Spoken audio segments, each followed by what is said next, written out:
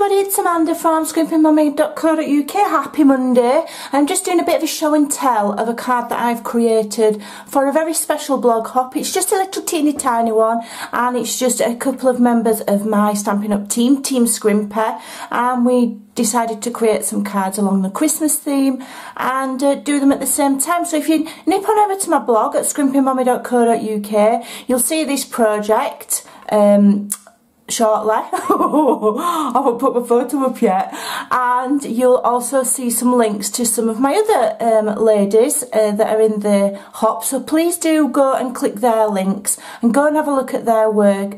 They've got some beautiful, beautiful, beautiful cards to share with you, and they're all actively blogged, so go and subscribe to their blogs and keep an eye on what they're doing too. So I made this card last night and this morning, I'm not going to lie to you, using the Santa's Workshop DSP and some of the Memories and More cards. These backgrounds are from the cards and I've trimmed them down, and then all the cutouts are from the paper, and I've created this 3D kind of like box kind of card, so it looks like a scene from the front. It does all fold flat, so you could put it in an envelope.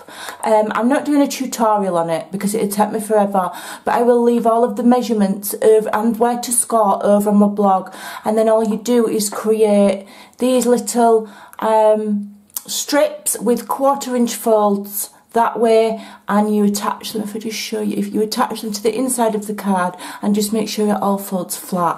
Okay, it's really easy, and you can get, how cool is that? We've got Santa in the background there, we've got everybody fetching him the presents, so there you go. And then these strips here I just added to join the card together at the front to make it look more like a scene.